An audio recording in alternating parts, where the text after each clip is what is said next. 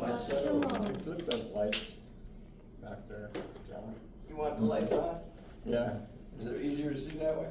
I might be able to read a little better, maybe. Anyway, really missed you last week. It was kind of a madhouse, so we were up to our ears in all of the fans and the turmoil and trying to keep Carol under control. So we missed Shavuot, we missed the Sabbath, but we did try to recognize it as much as we could during the turmoil. So we did have our little rest time together. We had to go out to camp and sit in the air conditioning. But anyway, it was a good time. But anyway, getting back to our study here on the two arks, and just to go over real quick, we have to remember that the two arks, the Ark of the Witness and the Ark of the Covenant, the Ark of the Witness was the two tablets that the Creator Yahuwah made and wrote with his finger and gave them to Moshe to come down the hill, to Moses to come down the hill. And he recognized the disobedience of the children. They'd already broke the covenants and commandments that was given to them, that they already said they would do all that the Creator said. And those tablets were broken, and they were a witness, along with the manna and the rods of Aaron, for the people. And all of them are a witness against the children of Israel. Those are in the Ark of the Witness, which tablets were the Ark of the Covenant, is a wood box that Moses built. We go back to Deuteronomy, and he talks about it. Building the ark, honing up two tablets, taking them up to the Creator, and by command, and the Creator wrote the same words, the 10 Commandments, on those, and those were the Ark of the Covenant. The Ark of the Covenant was always followed the column of smoke 3 days ahead of the tribes as they were moving throughout the 40 years in the wilderness. And it did so during their journey into the land with Yeshua, or Joshua, leading them and following that ark. They stopped 7 times. They set up 7 altars and 7 campsites through there, although we only see the one that they ended up in is Shiloh. But I think there was 7 altars built from the time they went into the land. The first one was in Gilad, and those altars were all the way to the path up to Shiloh during the time of Joshua. And you have to remember that that's the last place that the scripture mentions the Ark of the Witness or the Tent of Meetings or the altar of incense until you go into Revelation. I would think it is mentioned in Hebrews, and it's just a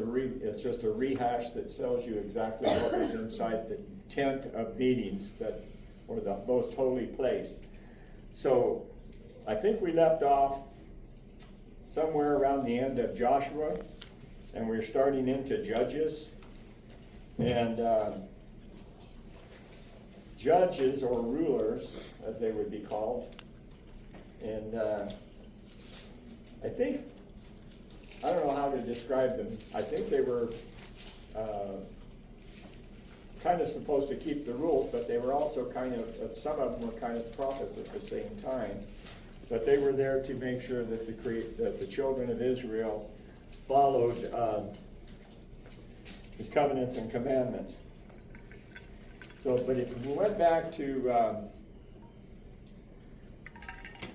a time when they in the land that we come to a point where Joshua has passed away, that we found that out in the book of Joshua, and then in Judges we're finding out that all of the elders and all of the people that understood, the generations that followed Yeshua into the land, that seen everything that happened in the wilderness, all of that generation is gone, and the generation after them are gone, and now we're talking about a generation of people that are basically being on their own.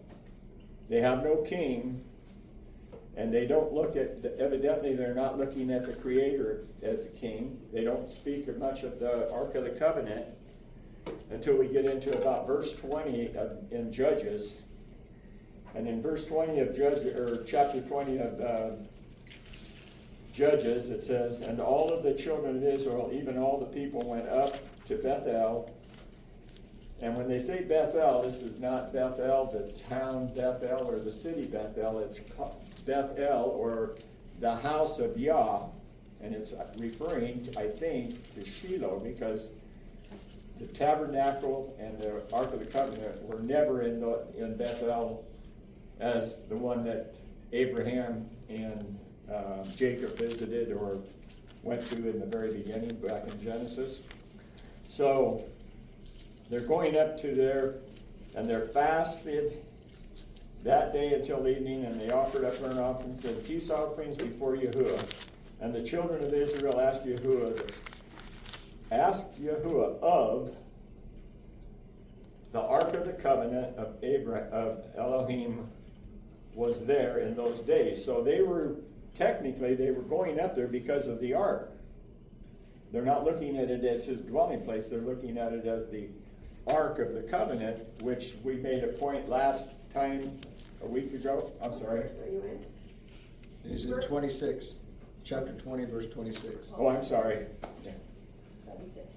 So anyway, I think we came to this conclusion, and I did quite a while ago. The Ark of the Covenant became more of an idol, more of an object of worship than the Creator himself. And they were kind of looking at the Ark as the magical thing that took care of everything, because it was his Ark, and whenever they took the Ark, it was going to protect them.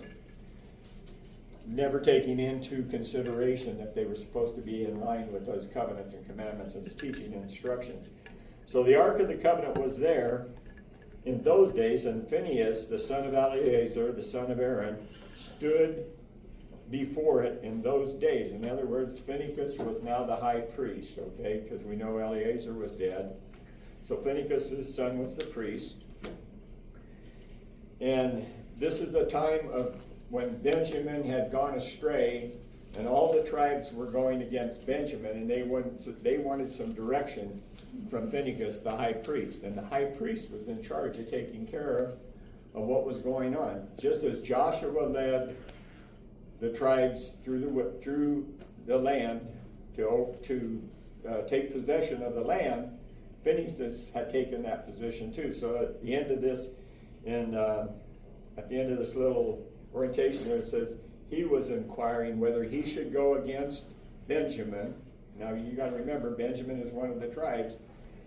And it said, and the Creator said, "Yes, go up tomorrow, and I will give them into your hands." So this is the first time in Judges that we see the Ark of the Covenant. We haven't seen it since we left the book of Joshua. So just bringing that into a point that, again, they were going there not so much because it was the house of Yah. It was more about the Ark of the Covenant was there, or the Ark of Yah, as they called it sometimes. And it was there that they were seeking the power from the Ark. Now, Phinehas was speaking to the Creator, because he was the high priest and he knew what his duties were. So leaving Judges, which is the only time you see the Ark of the Covenant coming about in the book of Judges, we'd have to move into Samuel 1. And, excuse me a minute. So in verse 1, or chapter 1, verse 9, my translation, that I think I might be going back to a different translation. The hekel, or the dwelling place, sometimes translated as temple. In this case, it's translated as temple, and it shouldn't have been temple. I don't know. John, read that. Says, verse 6 says, "So Hannah arose after they had finished eating and drinking, and now Eli the priest was sitting on the seat by the doorpost of the tabernacle." Wait a minute. of God. Just a minute. Okay. So,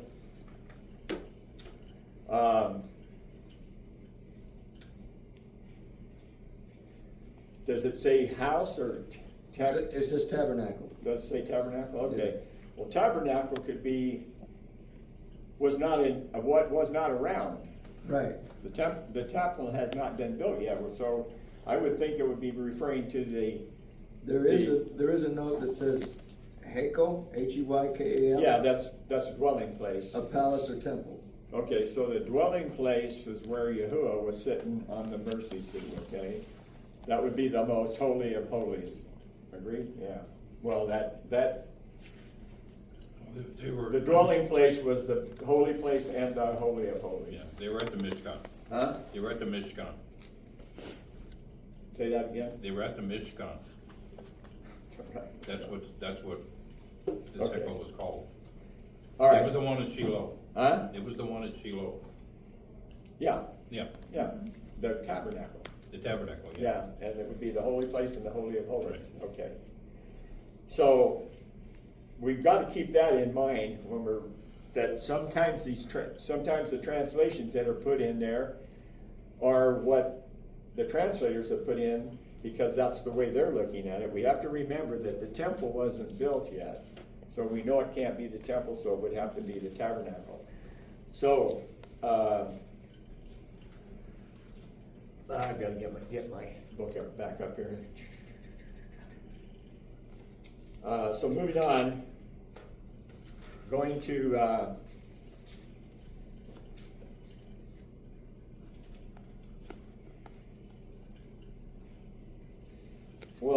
first of all, there's some history that's here too. We have to remember that we're moving through a time of rulers. When we leave the rulers, judges, we have to remember that this time was people were basically doing what they wanted to do because they really didn't have anybody, a king over them, a sovereign over them. They had these rulers over them. And if you go through that book of Judges, you're going to see there's 300 years of good times, bad times, good times, bad times, just like we see throughout Kings. And if you go to Chronicles, you'll see the same thing. When they had a good king that was walking with Yah, everything was good, there was no wars, there was peace, everything was wonderful. And when they got a king that fell away from it and disregarded the covenants or the teaching and instructions, then they had bad times. And we've seen bad times for 8 years, 18 years, 20 years, 30 years, 40 years. But we've seen good times for 40s, always 40s, and 80s. So it would be like a generation, for one generation. If you go back to what generations are, 40 years in the wilderness is a generation of people. What I would think would be considered a biblical generation would be 40 years. So anyway, so during that time, Samuel came about. We went through the story of Sam. If you read that, you went through the story of how Samuel came about. I didn't want to get into the parts of it, but there was a bad group of people. There was another group of people that was judges that.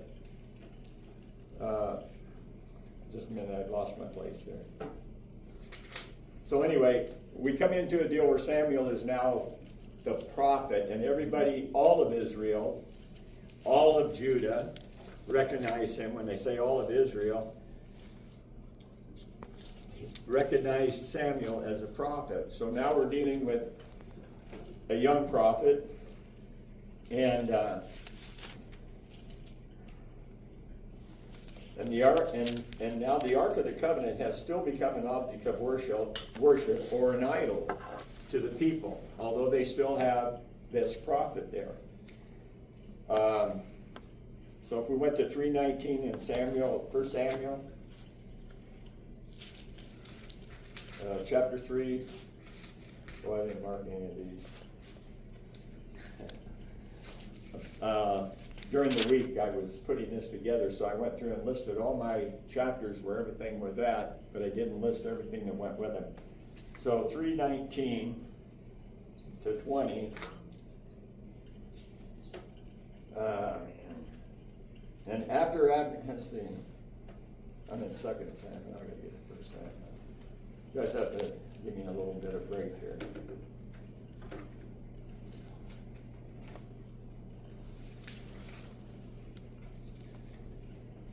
John, would you read Yep, 19 and 20? 19 and 20? Okay, 19 and 20. so Samuel grew, and Yah was with him, and let none of his words fall to the ground. And all of Israel, from Dan to Beersheba, knew that Samuel had been established as a prophet of Yah.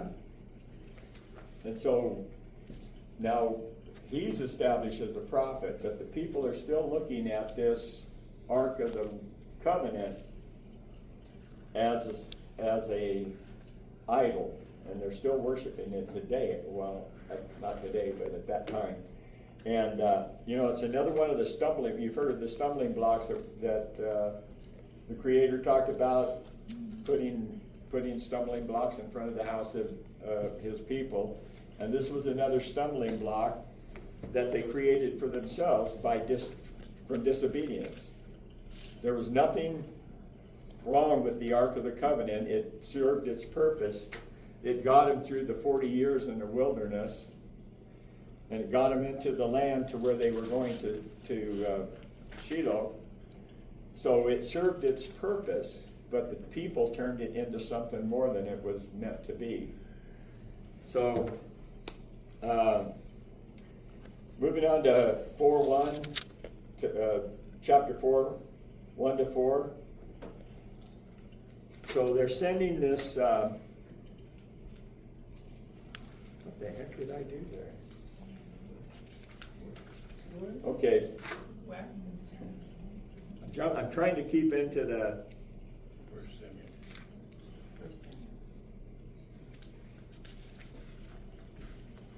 So we're having this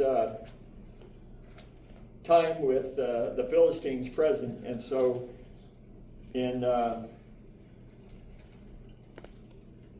Is it First Samuel? I'm in Chapter 1 4? Samuel chapter 4, Yeah. and I'm trying to, my verses aren't marked in here. They left all the numbers out. Anyway, it says they're having this battle with the Philistines. They've already had 4,000 of their men killed, and it says, so why has Yahuwah smitten us today before the Philistines? Let us bring the Ark of the Covenant up of Yahuwah from Shiloh to us, so that he comes to our midst and to save us from the hand of the enemies.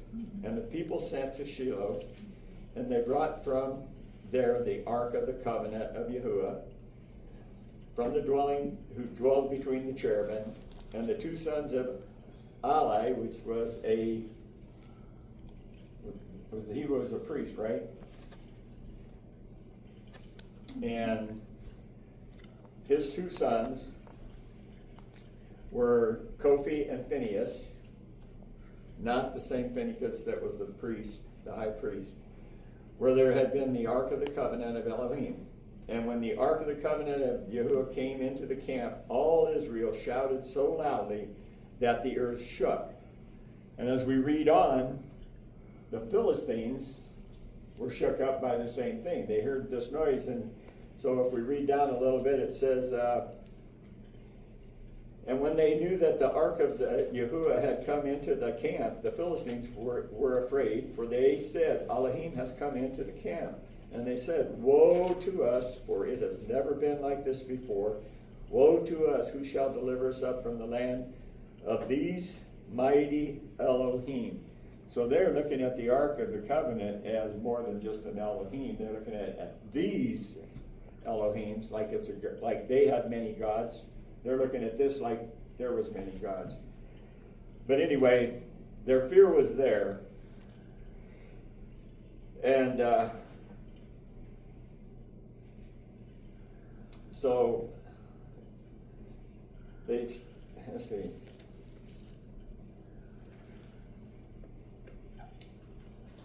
Didn't I flip? Oh, I'm reading on the wrong side. So anyway, so the Elohim has come into their camp. So we work down, and then the Philistines go back into battle with him, and then they capture the ark. And in verse 11 it says, and the ark of Elohim was captured, and the two sons of Ali died, Kofi and Phinehas, and a man of Benjamin ran from the battle into the on the same day and came to Shiloh with his garments torn and dirt on his head. And he came and he saw Ali sitting on a seat by the wayside watching, for the hearts trembled for the ark of Elohim. And the man came to the city and reported, and all the city cried out, and Ali heard the noise of the outcry, and he died. And we read on. He had ruled over Israel for 40 years, and he was not a Levitical, he was of the house of Levi, I think, but I don't think he was of the house of Aaron. So he was a priest that somehow was appointed to be in charge to watch over the tabernacle. And come down, and as you see down here, there it goes through he dies, the kids die, and we get to this thing, this person, this child that's called Ichabod, saying that the ark of Elohim was taken because of her father-in-law and her husband, which evidently they were not ruling according to the covenants and commandments. We have to take this into consideration when we're reading this. So the esteem has departed from Israel, for the ark of Elohim was taken. So in other words, she's looking at it, and then this is this baby that was born as Ichabod. We're going to find out later that he's a priest of some order. And so we going into chapter 5, we're going to see that the Philistines took the ark into their from Ebenezer to Ashdod. The Philistine took the ark of Elohim, brought it into the house of Dagon, and I think we talked about it a little bit before, kind of at the end of the lesson last time, that they took it into the ark in before, and set it in there in the same room with their temple or whatever they had where they put their idols. And they arose early the next morning and saw Dagon fell on his face to the ground before the ark of Yahuwah, and the head of Dagon and both of its palms of its hands cut off on the threshold. Only Dagon itself was left of it. This is why they go through something about they don't do something in their priesthood. So anyway, working on down, and when the men of Ashdod saw this, that they said, let's not the ark of Elohim of Israel remain with us, for his hand has been hard on us and on Dagon, our mighty one. So they sent and gathered to them the princes of Philistine and said, what do we do with this ark? And the ark of Elohim of Israel. And they answered, let the ark of Elohim of Israel be removed from Gath. And they removed the ark of Elohim from Israel. And it came to be after they removed it, the hand of Yahuwah was against the city in a very great destruction. And he smote men of the city from the least to the greatest. And tumors broke out. And then they sent the ark of Elohim to Ekron. And it came to be as the ark of Elohim came to Ekron, that the Ekronites cried out, saying, they have removed the ark of the Elohim of Israel to us to kill us and to our people. And they sent and gathered together all the Philistine princes and said, send away the ark of Elohim Israel and let it be returned to its own place, so that it does not kill us and our people. So we know that these people understood there was a power in this ark, that the Elohim of Yahuwah, this power was in that ark. But it was not the ark, it was him. And it was his actions that made this happen. He moved that ark. When Dagon was put in there, he took Agon and put him on the ground, or Dagon, or whatever that idol's name was, and put him on the ground, bowing down to show his power. But these people looked at it as that ark is the power. The power is in Yahuwah.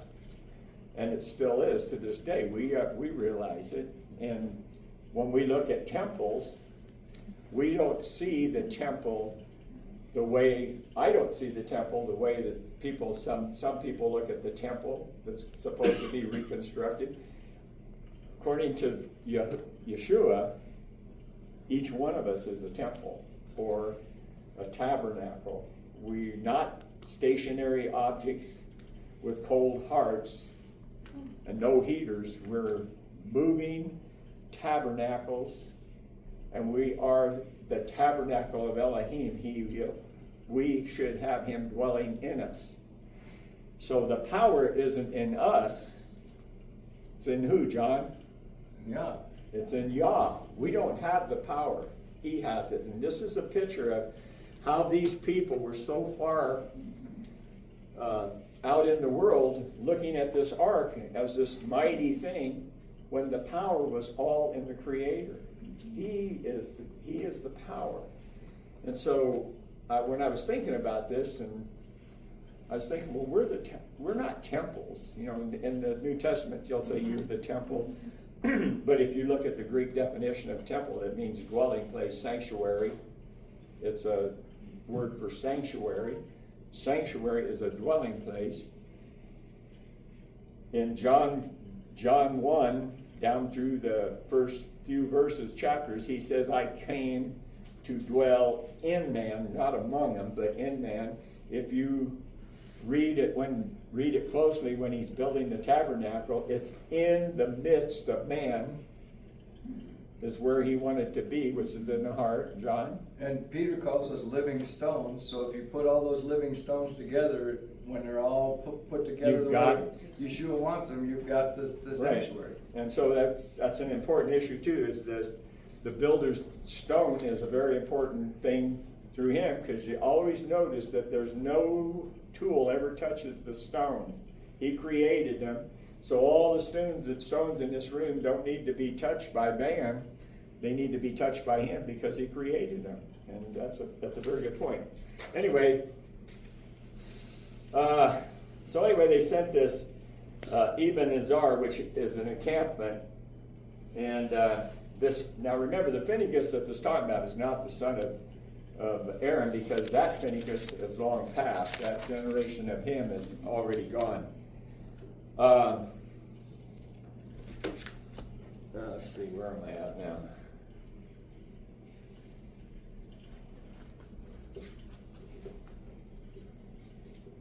Okay, I think I can turn the page. We're going to see quite a bit of the ark throughout this part. So now, because of the encounter of the ark, turning over to chapter 6, and the ark of Yahuwah was in the field of the Philistines for 7 months. And the Philistines called for the priest and the diviner, saying, what do we do with the ark of Yahuwah? Let us know what we should do in this place. And they said, if you send away the ark of Elohim of Israel, do not send it empty. But you shall certainly return it to him with a guilt offering. So they must have had some type of a guilt offering in their worship service. Doesn't this strike you as odd? They recognize the power that Yah has, but not enough to switch gods. Well, That's true. have you been watching TV lately? Yeah, it's like No, I'm serious. Have you been watching TV and you see what's going on TV? You know, I'm driving over and I'm thinking, you know, we're an isolated little area. Maybe we're going to be protected because nobody knows where in the heck OPA is. But just think of they're talking about maybe, and its probability is pretty strong with all of the influx of people that have come into this country that we don't even know where they came from, that there's going to be some type of attack, and it's going to be on something along the line of what happened on October 7th over in Israel. And I'm not going to worry about it. I'm not going to sleep or try to protect myself or whatever. I'm not going to worry about it. But you can think about it. Something's going to happen in some place, and everybody's going to wonder why. And it's because of who we are. I'm not talking us, but as a country and as a world, pretty messed up nowadays. So anyway, it's just really odd that they recognize him enough to send an offering. But they wouldn't give up their gods, would they? But see, hey, listen. When you think about stealing somebody's idol, because that's what they looked at it. Think back to Rachel. Yeah, that's true. Go back to Genesis. And what did she do? She wanted those idols when she left. It was part of her inheritance, but the power was in him. I think David did a teaching years ago that was something that went on in those days when you went in and captured somebody, you took their idols, because then you took their wealth and you took their power and their strength. And so basically what the Philistines were doing, they thought that's what they were doing.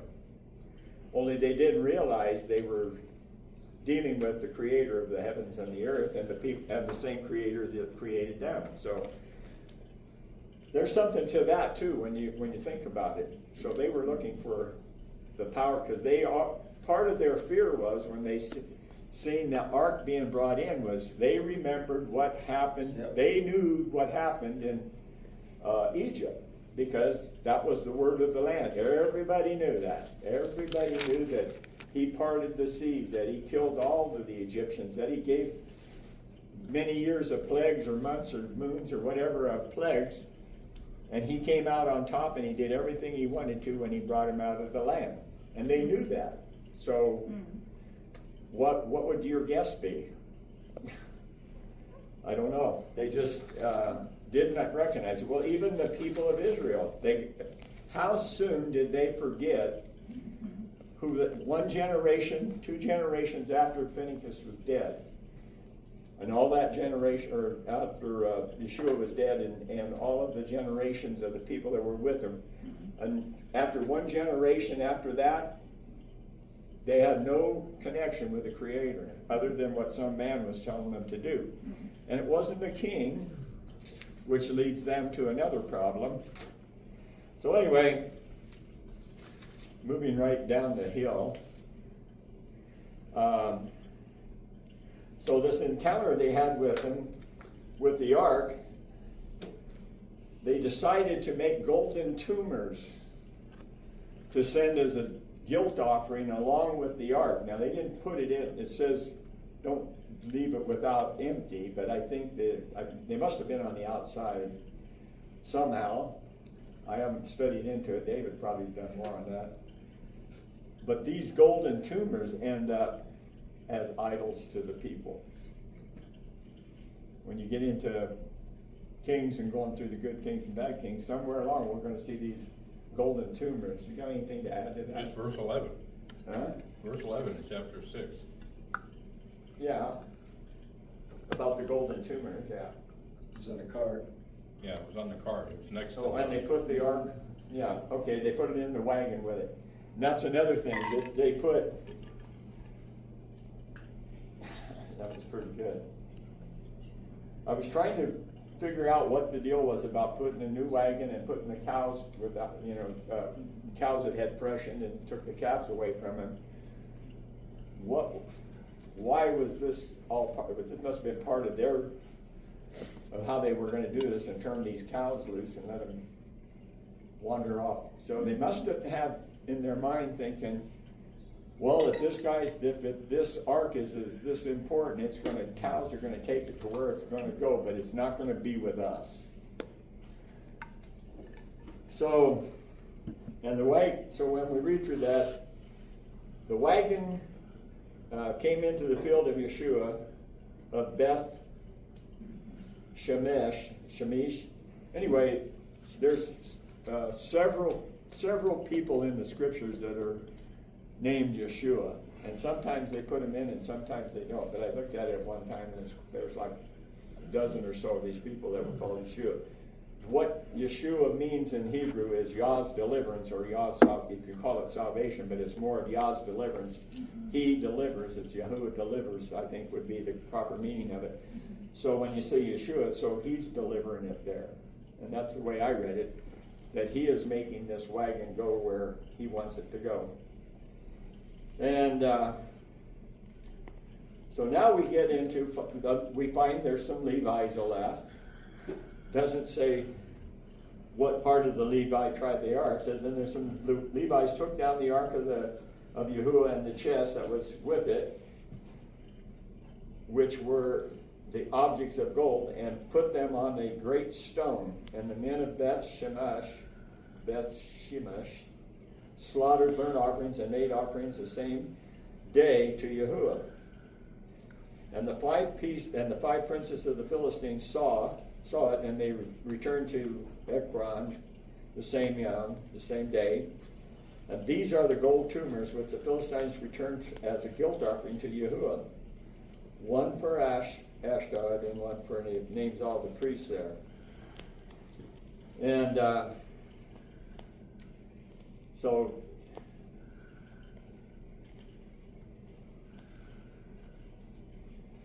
anyway, it says, and these were the gold tumors which the Philistines returned as a guilt offering to Yahuwah. One of the Ashrod, one for Azah, one for Ashkelon,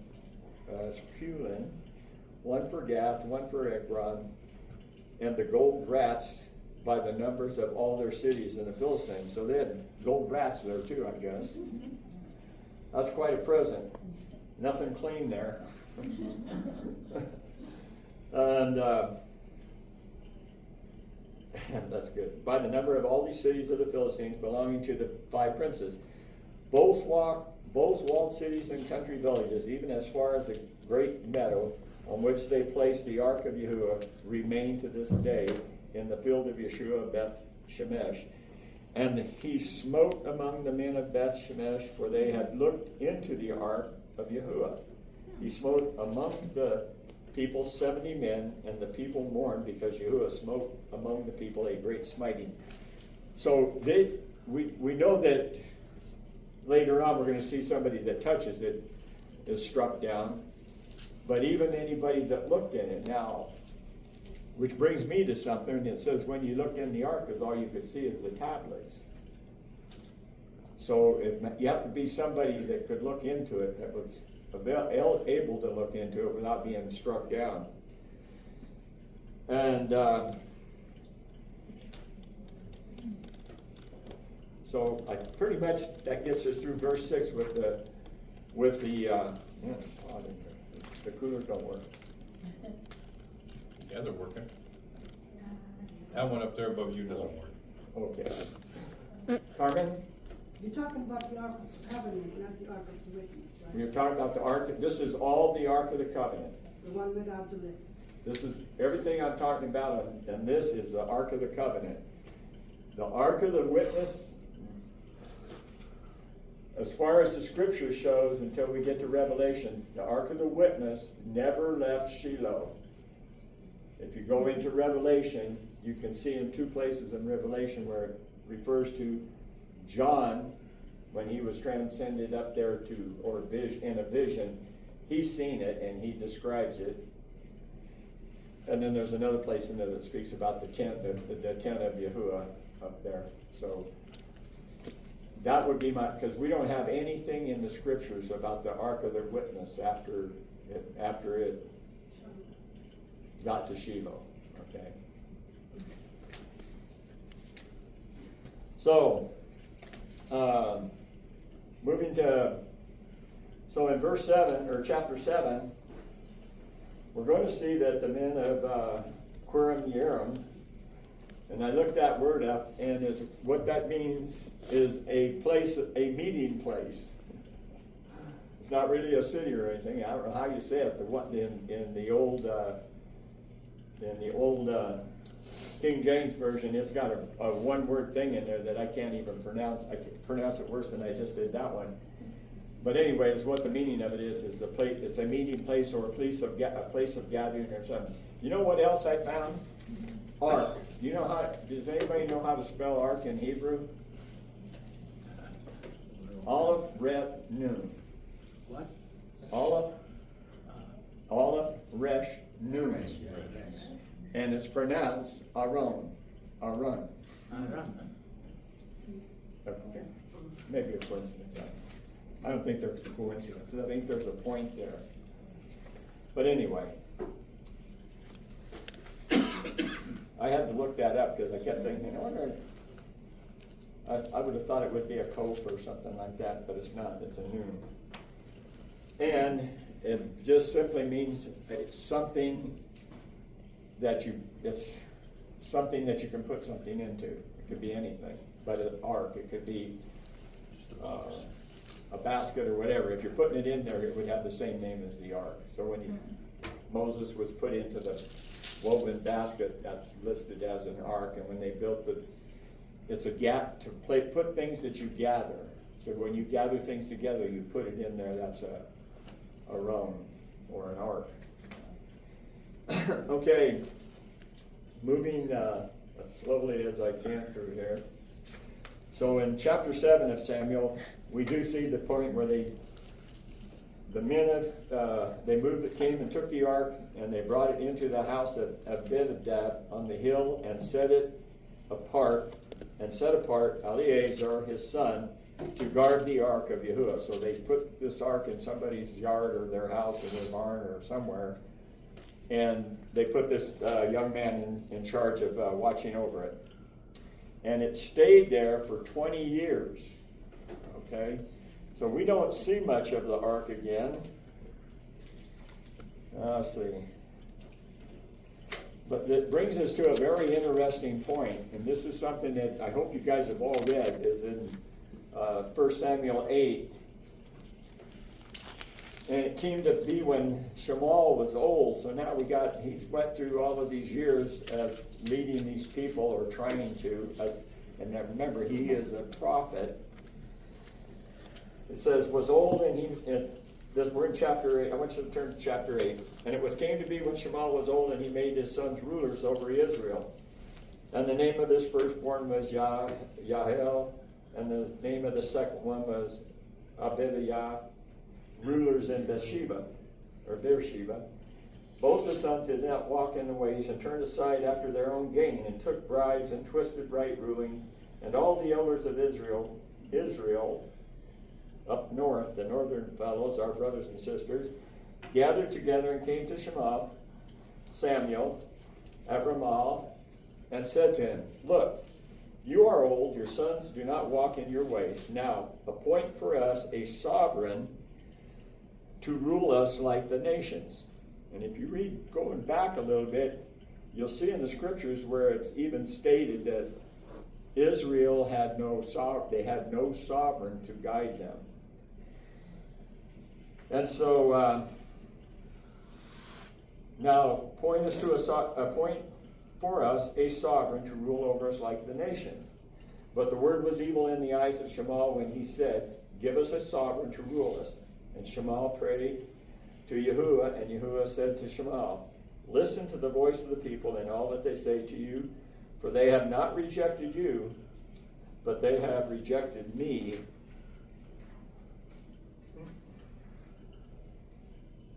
from reigning over them, according to all the works which they have done since the day that I brought them out of Mizraim, even to this day, forsaking me and serving other mighty ones. So they are doing to you. And now listen to their voice, but you shall certainly warn them, and you shall make known to them the ruling of the sovereign who does reign over them. And Shemuel spoke the words of Yahuwah, and the people who asked him for the sovereign, and said, this is the ruling of the sovereigns. Do you remember reading in Deuteronomy when Moses said they were going to take a king, and he listed all of the things that the kings would do? Mm-hmm. Well, we have the list of them all there. So he lets Shemuel know that they're not rejecting you, they're rejecting me as a king. We look in John 1:11, the one that was rejected the people that did not receive him became flesh and walked among men. We're talking about Yeshua, we're talking about the Creator. This was the one that was rejected. He was rejected as their king by the house of Israel. Yehuda did not reject him. However, the king that Yehuda was looking for, and they're still looking for today, is that warrior king that's going to come back and kick everybody's butt and save them. Well, that's basically what they say, right? And so these people understand it. They're from Lucerne Valley. We know that. But anyway, so really they haven't really accepted Yahuwah as king or Yeshua as king. So we know who the king is. Yeshua is the living king, and he's there for us today, and he's still alive, and he's still with us. So I just wanted you, so you understand where this king David came from. First it's Shaul, or Shaul, I don't know how to say it. I guess Shaul's good enough. And he is an Israelite from the tribe of Benjamin, I think, right? Yes. Yeah. So, when this king is picked, the Creator took one from the largest bunch of people up there, which was the northern tribes. The southern tribes consisted of Benjamin and Yehuda, and probably Simeon was right in the middle of the area of Yehuda. So maybe those three tribes, but they were still considered at that time Benjamin and Simeon were still considered part of Israel, I think. No? Oh, that came later. When they transferred. When Benjamin was given to Judah. So, that yeah, came so at later. that time they were still considered the northern tribes. Right. So anyway, it's very important to understand that, because when we get into kings and we see how the kings come, and we have Saul as a king, that he was only king over the northern tribes. He was not king of Yehuda. He only was over the northern tribes, because they're the ones that asked for a king. I'm not trying to I don't want to get too far off of the Ark subject, but it all kind of blends in together and makes a complete picture of what's going on. And so as time would go on, he continually doesn't quite follow the instruction manual the way it was written by the Creator or given to him. So there was a falling away from him. So David was appointed. So David was, but he was only appointed king over. He was appointed king over everybody, but he ruled only in Jerusalem for 7 years, I think, 7.5 years or something. And then at the end of that, he became ruler of everything. I mean, he started moving around. But this gets back to the Ark again, because the people in the south were afraid because of the division of the house with the king of Israel, and then they had their king David, and then the northern tribes are complaining because we don't have any. We have a part of him, but they're saying no, you don't. He's our king. So this caused a conflict between the north and the south, but it also made the northern area a place where David could hide from Shaul at times, but it also was a place that they were afraid to go up there because they had the tribes up there that would be after him, that they thought would be dangerous to him. So thus, they decided they needed a tabernacle or a temple in their own area, and that's where the temple came from. All hooks together, and it all ends up with the Ark of the Covenant. So if we turn to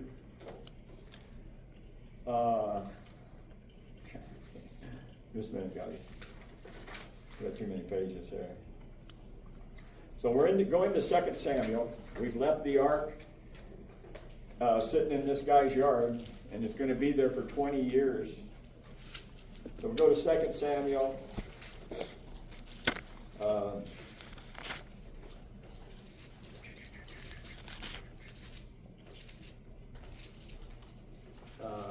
Let's go to chapter 5, I think. Yeah, chapter 5.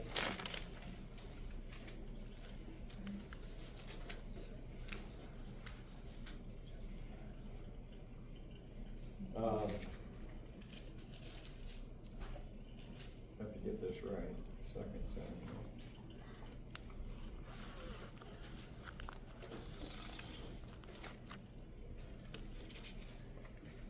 Hold on a minute.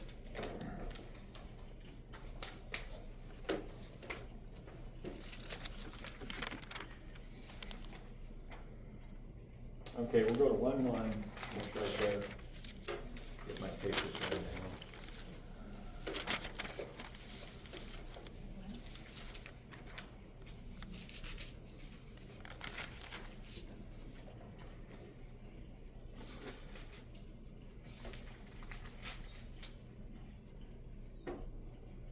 Okay, starting out in chapter 1 of 2 Samuel, it's and it came to be after the death of Shaul, when David had returned smiting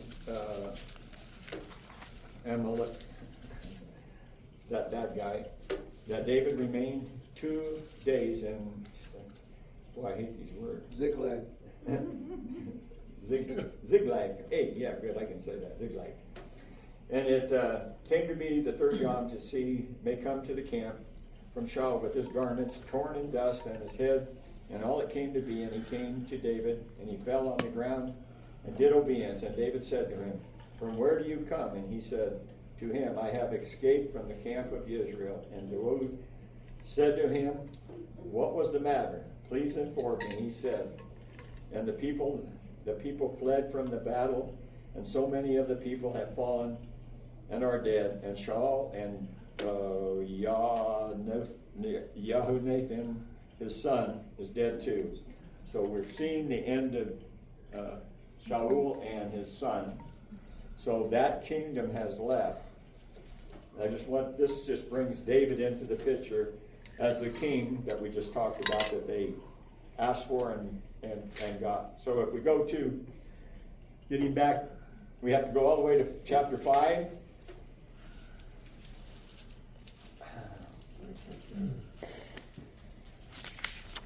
Okay, so it says, John, why don't you read that, chapter 1 to 5.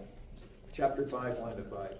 Then all the tribes of Israel came to David at Hebron and spoke, saying, "Indeed, we are bone of your flesh. Indeed, we are your bone and your flesh. Also, in time past, when Saul was king over us, you were the one who led Israel out and brought them in. And Yah said to you, you shall shepherd my people Israel and be a ruler over Israel. Therefore all the elders of Israel came to the king at Hebron, and King David made a covenant with them at Hebron before Yah. And they anointed David king over Israel. David was 38 years old when he began to reign, and he reigned 40 years. In Hebron, he reigned over Judah 7 years and 6 months, and in Jerusalem he reigned 33 years over all Israel and Judah. All right, so that sets up David as the king, and from here on out until he leaves, which will be quite a ways through this. So I wanted to set up the kingship, and so if you go to 6:19, I don't have mine marked.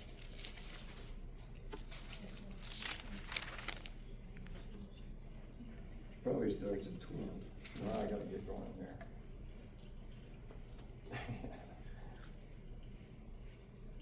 Okay, so, Look at sorry, verse we gotta 12. go over to 6:12. What the heck did I do? I left out a space. I knew I left out something. So anyway, David would not, let's see. David was displeased because, what, gotta go further up than that. Well, you're starting Oh, at yeah, 9? 6, okay. You're starting at 9, or what? No, we have to start at 6. Okay. Okay. So, again, now, David again gathered all the children, men of Israel, 30,000, and David rose up and went with all the people who went with him to Baali Yahudah to bring up from the Ark of Elohim, and it was called by the name of Yahuwah, the Most High, who dwells between the cherubim. So they establish who this ark belongs to. It belongs to the Creator. Okay, and so they brought it up from the house of Abinadab, which was on the hill with the Ark of Elohim, and Achaio was walking before the ark. And David and all the house of Israel were dancing before Yahuwah with all of the instruments of, well, these are all in italics, of wood, with lyres and with harps and with tambourines and with sistrums and with cymbals. And they came to the threshold of Nacon. Uzziah reached out toward the ark of Elohim and took hold of it, and when the oxen stumbled, and the wrath of Yahuwah burned against Uzziah, and Elohim smote him there for the fault for the fall. And he died there by the ark of Elohim. So they picked up this ark. It's been up there for 20 years. And they're bringing it back to the city of David. And we see again that there is power in this ark, and that the Creator is always with it. He's never vacated. He knows where it is. He knows that it's his ark. It's the witness that he gave to the people, their witness with their copy of the ketubah, the commandments that he gave to them in Sinai. Okay, so that's their copy of the contract. He's kept the other one, which is the witness against the kids, those kids, Israel. And that one is still in that ark today, wherever it may be. And anyway, and David was afraid of Yahuwah on that day and said, how shall the ark of Yahuwah come to me? And David would not move the ark of Yahuwah with him into the city of David. And David turned it aside to the house of Obed Edom, the Gittite, whatever that is. Gittite. I don't know. Anyway. And the Ark of the Covenant remained in the house 3 months, and Yahuwah blessed Obed Edom and all his house. And it was reported to the sovereign David, saying, Yahuwah has blessed the house of Obed Edom and all of his because of the Ark of Elohim. And David then went and brought up the Ark of Elohim from the house of Obed to the city of David, and rejoicing, and it came to be, those bearing the Ark of Yahuwah had gone 6 steps, that he'd slaughtered bulls and fatted sheep. And David danced before Yahuwah with all his might, and David was wearing a linen shoulder garment. And David and all his house of Israel brought up the Ark of Yahuwah with shouting and with sound of the ram's horn. And it came to be, when the Ark of Yahuwah came into the city of David, that Michal, daughter of Saul, looked through the window and saw the sovereign David leaping and dancing before Yahuwah, and she despised him in her heart. So they brought the Ark of Yahuwah in and set it in a place in the midst of the tent that David had pitched for it. And David brought burnt offerings before Yahuwah, the peace offerings, and when David had finished bringing burnt offerings and peace offerings, he blessed the people in the name of Yahuwah. So, this I think is the last time. Oh no, we see it down in verse 7. So anyway, he's finally got it. He's finally got the ark into the city of David. That's a good idea. It's hot up here. Anyway, so we've seen this thing. This thing with what's her name, Michal? Yeah. She despised him in her heart. I'm thinking that she probably despised him before that because of her father. Wasn't she a gift, and he set her aside or something? A reward. Huh? She was a reward. She was a reward, yeah. Well, I tell you, sometimes these rewards can just turn around on you, you know? Poor David. Anyway, reading on down, come down to chapter 7. And it came to be when the sovereign was dwelling in his house, and Yahuwah had given him rest from all of his enemies all around, that the sovereign said to Nathan, the prophet, see, now I am dwelling in a house of cedar, but the ark of Elohim dwells within curtains. And Nathan said to the sovereign, go, do all that is in your heart, for Yahuwah is with you. And it came to be that night that the word of Yahuwah came to Nathan, saying, go and say to my servant David, thus said Yahuwah, would you build a house for me to dwell in? For I have not dwelt in a house since the time that I brought you, the children of Israel, up from Mitzrayim, even to this day, but have moved about in a tent and in a mishkan. Wherever I have walked with all the children of Israel, have I ever spoken a word to anyone from the tribes, have I ever spoken a word to anyone from the tribes of Israel, whom I commanded to shepherd my people Israel, saying, why have you not built me a house of cedar? And now say to my servant David, thus said Yahuwah of hosts, I took you from the pastures, from following the flock, to be ruler over my people, over Israel. I have been with you wherever you have gone, and have cut off all your enemies from before you, and have made you a great name, like the name of the great ones who are on this earth. And I shall appoint a place for my people Israel, and I shall plant them, and they shall dwell in a place where their own, and no longer be afraid, neither shall the children of wickedness oppress them again. I'm thinking it's kind of a picture of the kingdom of heaven is what he's talking about there. If we're not going to be oppressed and you're going to have any enemies. So, anyway, even from the day I appointed rulers over my people Israel, and have caused you rest from all your enemies, and Yahuwah has declared to you that he would make you a house. Now he's telling David, I only declared that I would make you a house. And there is the house of Israel, which was a kingly line, provided that they followed the teaching and instructions and kept the covenants of the Creator. But he also made the point, when he's talking about Solomon, that no matter what he did, he was going to hold true to that until he died. But from then on, the kings were on their own, and you can see that as you read through the book of Kings. So anyway, he says, when you're, and I'm reading this out because this is about building the tabernacle. And when your days are filled and you rest with your fathers, I shall raise up the seed after you, who comes from the inward parts, and shall establish his reign. He does build a house for my name, and I shall establish the throne of his reign forever. I am to be his father, and he is to be my son. If he does perversely, I shall reprove him with a rod of iron, or with a rod of men, and with the blows of the sons of men. But my kindness does not turn aside from him, as I turned it aside from Shaul, whom I removed from before you. And your house and your reign are to be steadfast forever before you.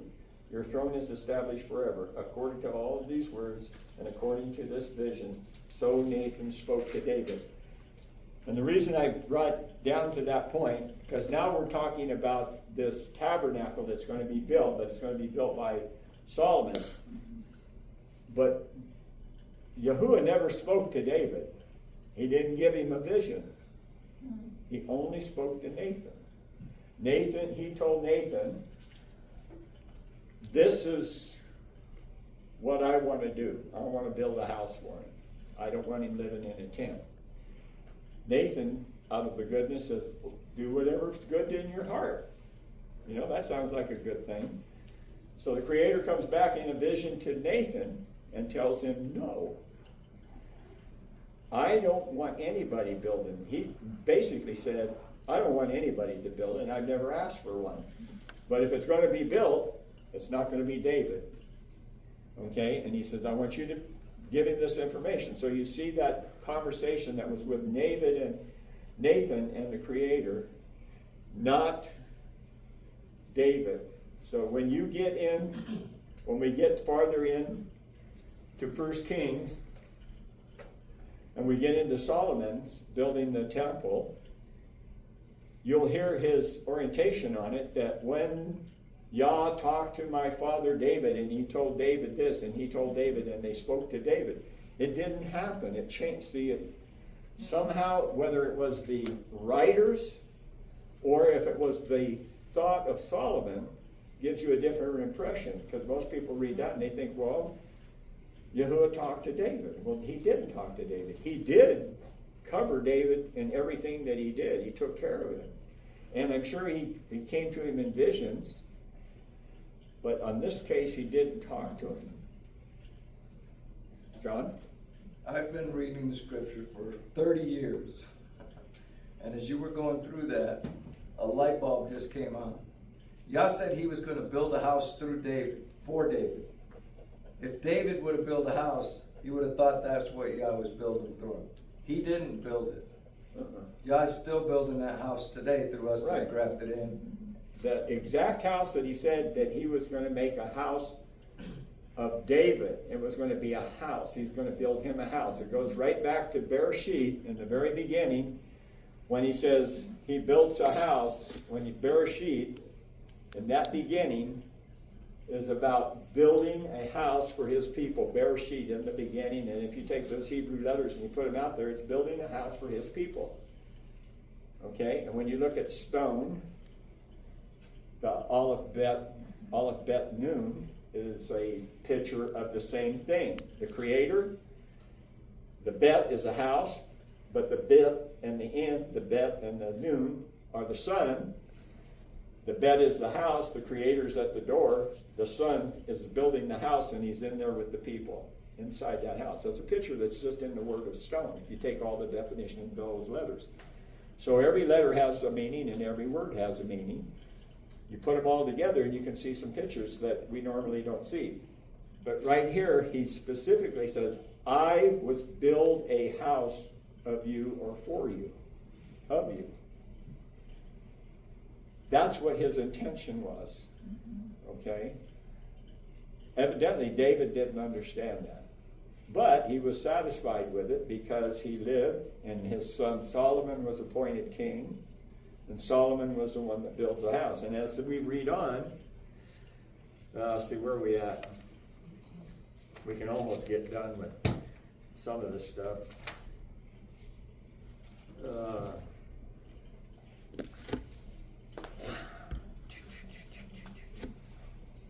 Well, when we get in, is it in Kings where he built the house?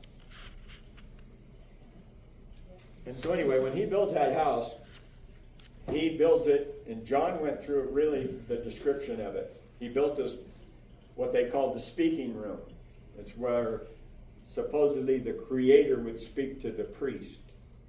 And it was a gold inlaid room with 10 foot high, or 10 cubit high, so what, 14 or 15, 16 feet in height, cherubim wings to cover this ark that they put in there. So we know that the Ark of the Covenant, the Ark of the Witness would not have went in there because it already had the cherubim covering the witness, okay, protecting the witness, mercy seat above it.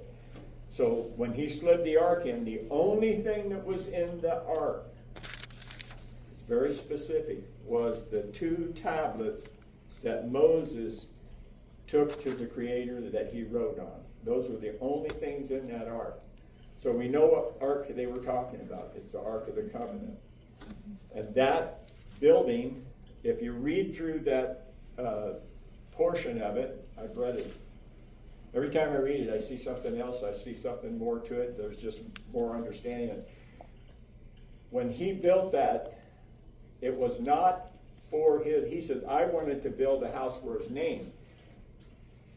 David never thought that. He just wanted to build a house to cover the ark. That's what he said, for the ark of Yahuwah. And he didn't want the ark in a tent. He wanted the ark in a house. Solomon built a temple that was not for his, it says, a temple, a house for your name. But it was when he prayed for a house of prayer for all of the nations. That when they faced that and prayed, Yahuwah would hear their prayers, and he would recognize those prayers, and he would commit to them, or he would take care of them. But that isn't what he did. The first thing he did after he called, and it's called a house of prayer, what did Yeshua call it? A house of prayer. And you money changers are in here stealing money, and you're doing this on the Sabbath, and you're doing all these things and selling lambs.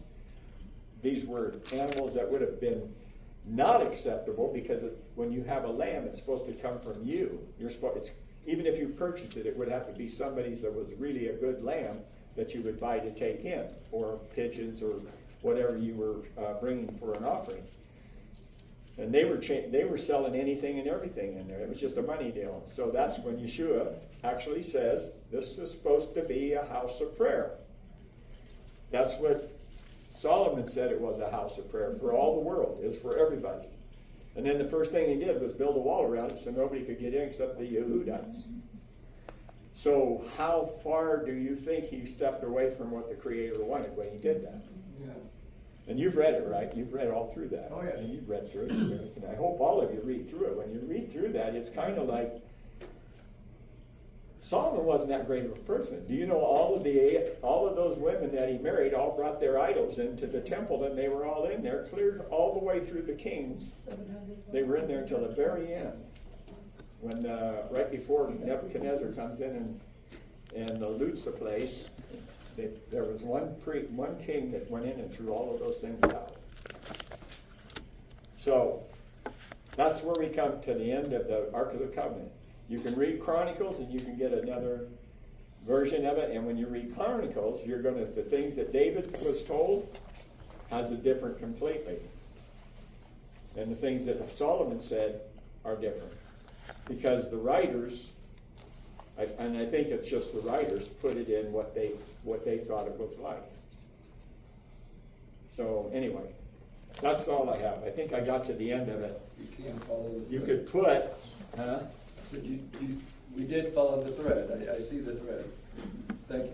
but the thing that, you can go back and you can, when you start looking at, go back to the stone thing, that's the foundation, stones, that the house is built on, right?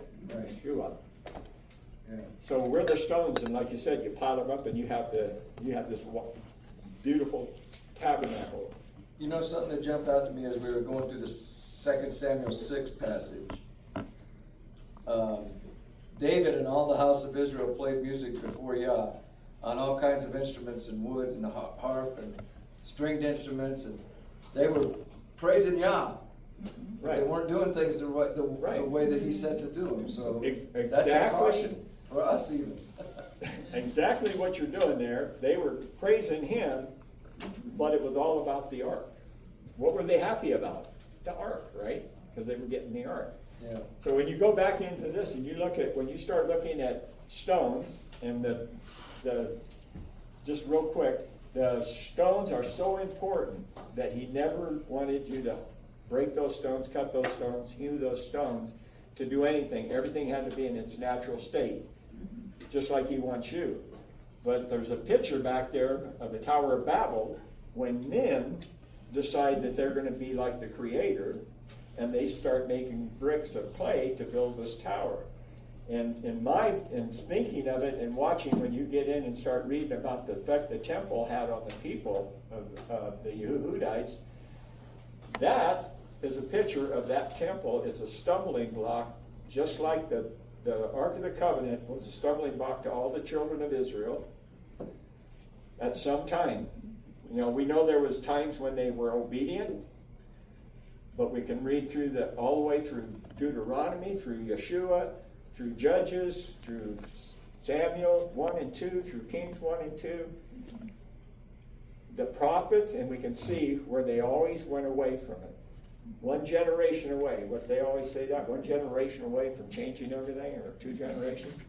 So anyway, that's another mess of paperwork that I have that I looked at for 100 years. Anyway, that's all I have. Any questions? I know some of it's kind of boring, but it excites me. It's time for For our hearts to receive the blessing.